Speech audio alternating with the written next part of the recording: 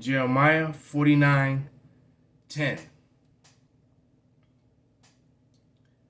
I have made Esau bare. I have uncovered his secret places, and he shall not be able to hide himself. His seed is spoiled, and his brethren, and his neighbors, and he is not. Call halal Yahweh Ba'ashem Awashai Ba'ashem Bakakwadash. Double honors unto the apostles and the elders. Double honors unto the elder bishops of Connecticut. Salutations to all my fellow laborers doing this work in truth and sincerity, risking their lives and their freedom to do so. To the scattered elect that are scattered around the four corners of the earth, that be like unto the speckled bird, the Israelite foreigners that look like the heathen nations, and to the Akwath that are listening and learning, to you I say Shalom. This is your brother Malcolm, coming at you with another lesson in truth. And there was a video that I watched, and it was called KKK Infiltrated Cops, Military, and Prison Guards in Domestic America, exposed by FBI informant. And it was a shorter version of the 7-minute, 52-second video that you see at the top, which for informational, educational purposes, I suggest that you watchers out there, you learners, you Israelites, watch it, because it is just an expose on how every facet of this country, from the courtrooms to the law enforcement to the military, everything is against you. Because it not only infiltrated, law enforcement, but you see it says how they infiltrate the military. It says here, if you come up, how white supremacists infiltrated the military, experts take. So every facet of America is affected by this. So the game is rigged, and what makes them angry is that even with all this cheating and all these things set in place, they still couldn't keep control over their women and over their country. They've lost it and they're angry. And with all the bad things that are about to happen, that anger is going to be turned towards Jake very, very soon. But the Lord is going to put a spirit on Jake. And these Idumeans, they've already lost. They're gonna this time they're gonna lose quite badly this time.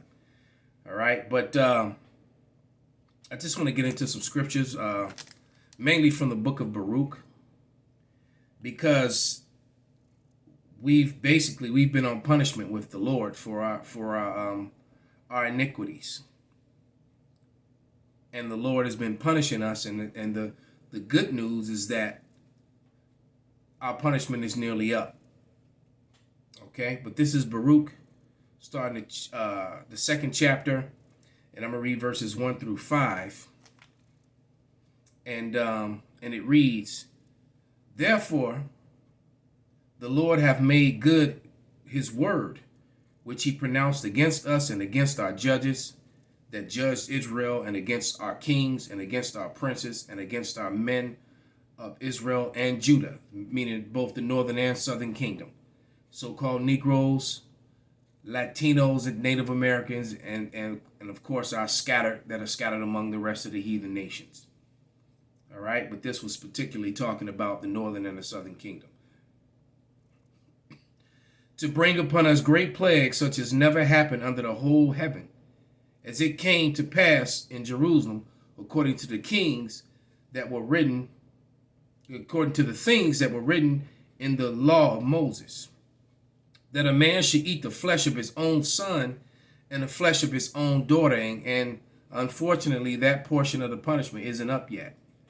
All right, because that's really something that's reserved for the 2/3 who are already, because if you're being eaten, if you're on that menu, and a lot of these young people and these youth and these babies that are being born, these toddlers, are going to be on that menu in the upcoming weeks and months, as time begins to count down before the food runs out, before the food shortages.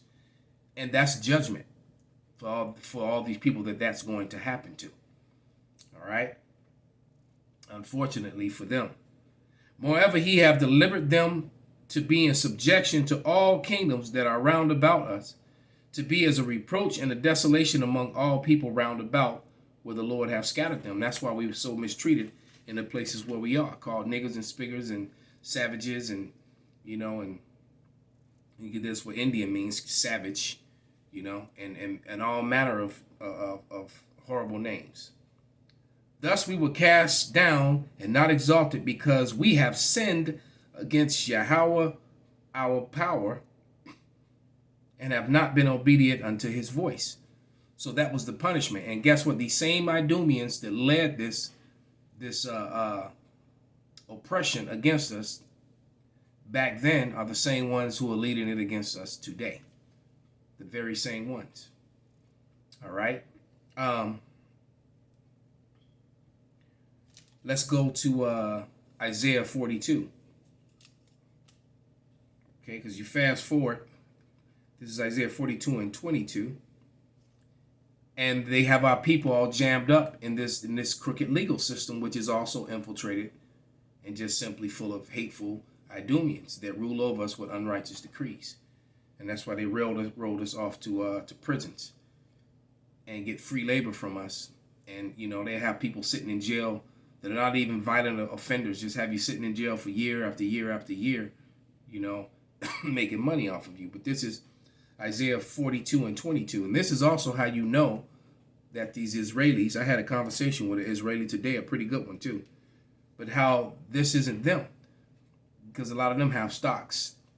A lot of them are part of a lot of the lawyers and judges that are involved in this crooked system that railroads our people off to the prisons. So how can you be the oppressor and the victim? You can't be both. All right.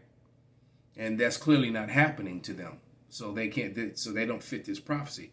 And this is a prophecy of the condition of Judah, of Israel. It says, but this is a people robbed and spoiled. They are all of them snared in holes. They are hid in prison houses.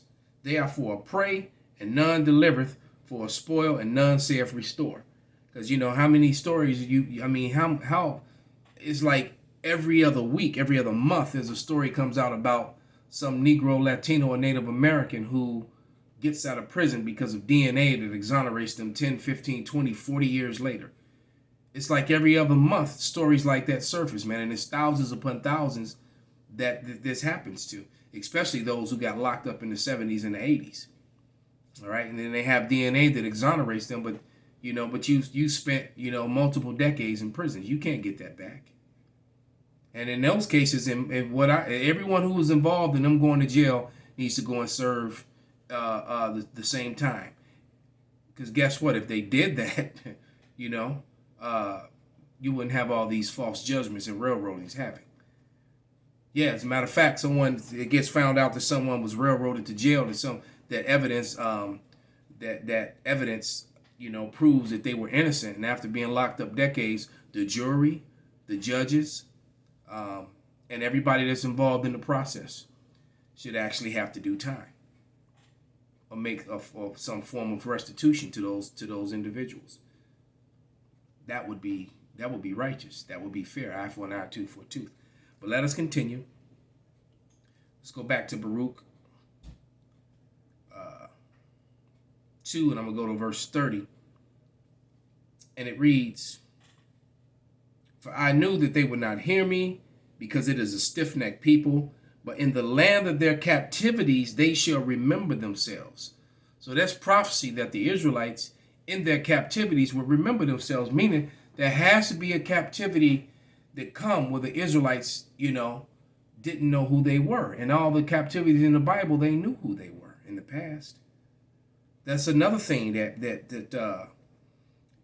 kills the whole notion that the Israelis, the people in the land of Israel, are the people of Israel, are the true Israelites.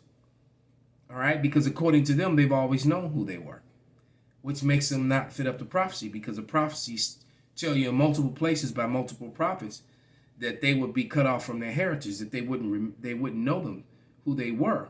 We just read that they would have to remember themselves in their captivity, which means there had to be systems put in place, like some of the said ones we've mentioned that we see on the screen, that would erase their heritage and their history. You know?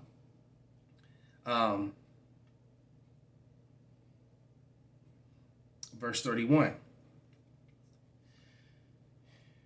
And shall know that I am the Lord their power, for I will give them a heart and ears to hear. Heart meaning mind. All right? And they shall praise me in the land of their captivity and think upon my name. All right? So that's how we now know the true name of the Lord. That is not Jehovah. It's not Jesus. That the letter J is a newly created letter. Only a couple hundred years old. Well, going back to the 1500s. And the Lord walked the earth, 1,500 years prior to that. And his name was not Jesus. And the Lord and God's name, who the world ignorantly calls God, was not Jehovah. They were Hebrews. All right? And the J was a Yah sound. All right? If you do your diligent research. Even in Spanish, the J has a Yah sound. All right? And it says, and return from their stiff neck and from their wicked deeds, and they shall remember the way of their fathers, which sinned before the Lord. Didn't say they remember the way of their mothers, of their fathers, all right? And I will bring them again into the land which I promised with an oath unto their fathers, Abraham, Isaac, and Jacob, and they shall be lords of it, and I will increase them, and they shall not be diminished. All right, so they won't need an Air Force, an Iron Dome, and billions of dollars of welfare annually from America. All right, and I will make an everlasting covenant with them, and be their power, and they shall be my people, and I will no more drive my people out of Israel, out of the land I have given them. All right, point blank period, man. Let's go to Baruch 4.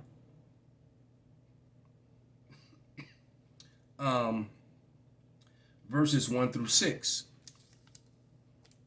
And it reads, this is the book of the commandments of God and the law that endure forever. All that keep it shall come to life, but such as leave it shall die, proving that the laws was never done away with. All right. Turn thee, O Jacob, not all people, and take hold of it and walk in the presence of the light thereof, and thou mayest be illuminated. Give not thy honor to another, nor things that are profitable unto thee to a strange nation. The other nations have nothing to do with this. This is why Zerubbabel and the other elders forbid the other heathens to build with them doing the building of the temple. When they were under the captivity of Elam, of Xerxes, Darius. All right. O Israel, happy are we, for things that are pleasing to God are made known unto us. Be of good cheer, my people. The memorial of Israel. See, because Israel was cut off from their heritage. And now we're being made known. We're coming to learn our heritage and our true high holy days. Not Christmas, Halloween, and Easter. Those are pagan, holidays. Okay? Ye were sold to the nations. So when was the Israelis sold to the nations? I had a conversation with an Israeli today. As I said, I also rode the bus earlier with the rabbi. He was never sold to the nations. As a matter of fact, when you do your diligent research, you find out that a lot of Jewish people, a lot of Spanish Jews were the owners of many of the slave ships. The good ship Jesus, which is, if I'm not mistaken, was the first slave ship to come to to America and drop off Israelites out of West Africa, refugees from West Africa, because that wasn't their homeland, here in the Americas.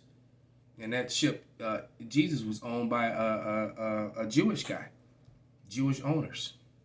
That you can research that history on your own. All right, you were sold to the nations not for your destruction, but because you moved God to wrath, you were delivered unto the enemies. So the Israelites were sold unto their enemies, which set up what? Government, schools, colleges, places of learning, places of commerce, etc., etc. The same in the ancient world, the same to now. And the same people. And the head of that was always Amalek. The Lord said he would have war with Amalek from generation to generation. All right. I mean, that it's just what it is. All right. Now let's go to and in that history is shameful, unto what does it say in Habakkuk? Shameful spewing shall be upon their glory. You see, they were proud of this hate, of all this Klan activity. And even the guy in the video said that they always, on an open mic say how they're a peaceful organization, but in secrecy, all they do is plan violence against Israelites and other people. And their history proves that. The actions and the things that they've done. The hundreds of thousands of hangings and burnings and dismemberments that was done right here in America. And none of these Klansmen were going to jail for it either. The courts were not, these same courts were not sentencing these men to prison or to death for their crimes. Okay? But let's jump up to, we're still in Baruch 4, let's jump up to verse 25. And it reads,